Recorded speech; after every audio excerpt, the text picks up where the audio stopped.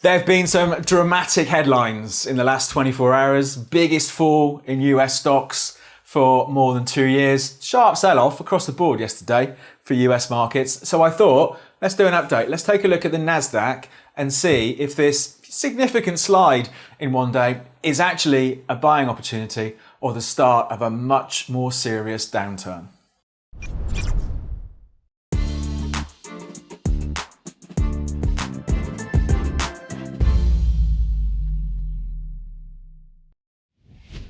Hello, I'm David Jones from Capital.com. I thought we'd do an update on US stocks, particularly the Nasdaq 100 index.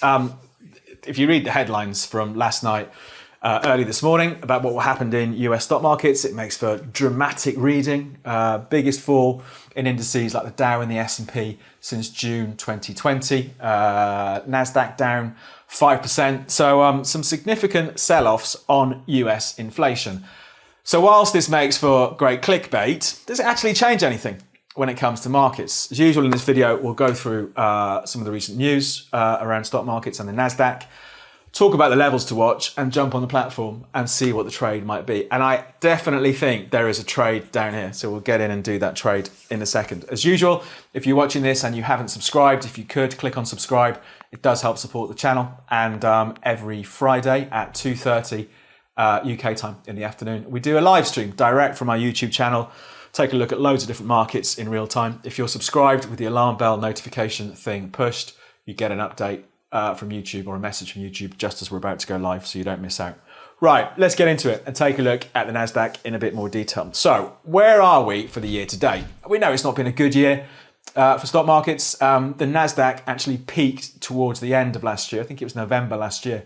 We saw the all-time high for the Nasdaq. So far in 2022, the Nasdaq 100, which is the more tech-biased index, of course, is down by around 25% for the year to date. So it's a significant slide that we've seen for the Nasdaq. But we have had, in all stock markets really, a significant rally since the June lows. So I think the question at the moment, is this sell-off a buying opportunity into that recovery, or actually are we going to see it turn a lot lower? We know what's been worrying markets this year. Of course, we've had the Russian invasion of Ukraine. That's the unexpected major event that we've had for the year. But coming into this year, we knew that markets were worried about soaring inflation and what that would mean for interest rates, how aggressive banks would be in raising interest rates, and the knock-on impact that's had for stock markets. And clearly, you know, that still is a concern. You know, so we saw yesterday the worst sell-off for markets, as I say, since June 2020.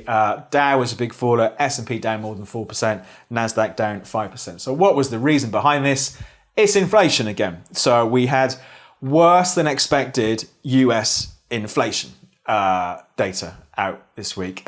If you look at the numbers, okay, it was worse than expected, but it's not crazily worse. The market was expecting a drop of 0.1% in August. What we actually got was inflation getting bumped up by 0.1%. So we're only talking about a 0.2% swing, but we saw a corresponding big sell-off in markets. And the worry is, or one of the concerns is the US central bank, the Federal Reserve, going to have to be even more aggressive with rate rises this month? Expectation was, and still is, for a 0.75% rise, I think, in the US, but some are speculating that perhaps the Fed may have to put rates up by 1% this month. We'll see. So that's what spooked markets. But the question is, as ever, you know, when we see a significant move like this against a prevailing trend, and the prevailing trend since June has been gradual recovery, has the market overreacted?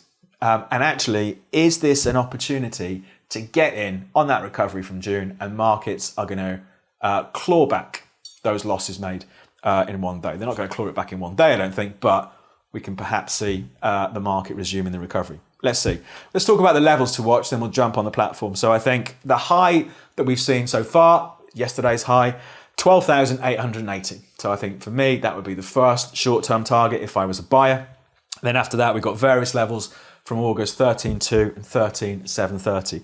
On the downside, lots of support. Even though we've seen a big fall in the markets, it's only been knocked back to, well, not even where it was I think a week ago. The low from the 7th of September on the Nasdaq, 11,900. So I think that's one level to watch for shorter term traders. But as usual, to put some colour on these numbers, let's jump on the chart and see what the trade might be. Let's take a look at this Nasdaq in a bit more detail. For me, I think it's quite an easy decision, this, for my approach to trading.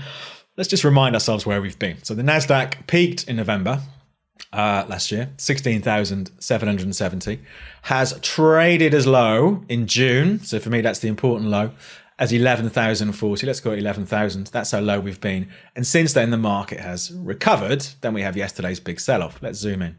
So here's the recovery, and the big red candle is the sell-off on yesterday. So touched 12,880 during the day, traded as low as 12,065. So we saw an 800-point swing in the Nasdaq yesterday from high to low.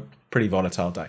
Let's take a look at the RSI. So the RSI hasn't gone oversold on this sell-off. If the market pushes a bit lower from here, we could get the RSI being oversold, but it was only oversold about a week ago. So again, it was suggesting that around the 11.9 level, 11.9, 12,000, the Nasdaq had sold off enough. Then we've got these big lows back here from June. So for me, the trade here is actually quite a straightforward one. We have had a recovery since June. If we flip this over to the hourlies, we can see it even clearer, I think. So this is the recovery off the June low. The market accelerated away from July up to those highs at 13.7 or whatever it was. Then the markets sold off. We have broken the trend line, but for me, for my money, we still do have fairly significant higher highs and higher lows. So I think it's a trading buy down here. I'm going to take the view the market has overreacted. So my ultimate target, if I believe the recovery is still intact, is for a run back up to the highs from the middle of August, around 13.7, 13.8, wherever it is. The only decision I need to make is, where does my stop go? Let's zoom in. So if I'm going to take the view the market's overreacted, then really it shouldn't push a lot lower than it did yesterday. We've seen a one-day big swing in the Nasdaq. If the market's overreacted, it should start to build a base down here. So the most aggressive place for a stop would be underneath the low from yesterday. The low from, what day was it? Tuesday was in at 12,010. So the other side of 12,000 would be an aggressive stop. I'm going to give it a bit more room. I'm going to go the other side of the 6th of September lows, which are only at 11.9. The Nasdaq's a volatile market. I want to give it a bit of room. I'm going to go 11.7 for a stop. So if I'm a buyer now or hereabouts now, I've got maybe 400 points risk or so. But if the market gets back up just to yesterday's high, there's about 800 points upside, 700, 800 points upside. So I think it's an interesting risk-reward trade for me. So what would invalidate that is if the market slipped below 11.9. And I think if the market does slip below 11.9, the risk is for a much deeper sell-off. But for now, I'm going to treat this as a buying opportunity. Let's set the trade up. So we're seeing a bit of volatility in the overnight market. I'm going to buy. The market's at 12,113 now. I'm going to put an order in to buy at 12,100. Let's set that up.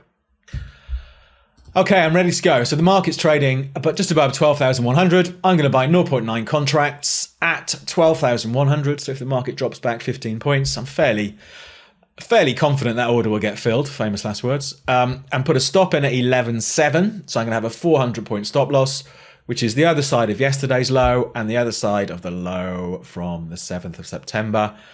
So I'll leave that stop in there. And that's for our usual risk of around £300 or so. So I'm happy with that trade. It's basically a market overreaction trade, looking for the market, for the elastic band of the market to snap back at least partially into yesterday's range. Let's place the limit order. So the order's gone in, buying 0.9 of the Nasdaq at 12,100.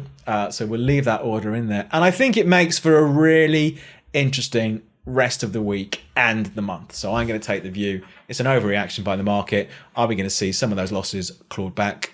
Let's see. So my order's sitting there at 12.1. I expect that to get filled just in the normal volatility. Be really interesting to see how it does over the next few days. That's it for this update in the Nasdaq. Really interesting rest of the week, I think. for stock markets. You can see which way I think it's going to go based on the trade. Let's see how it works out. We'll take a look in the live stream on Friday as well, see how things are doing. But for now, from me, David Jones and Capital.com, we'll leave things there. Good luck with your trading.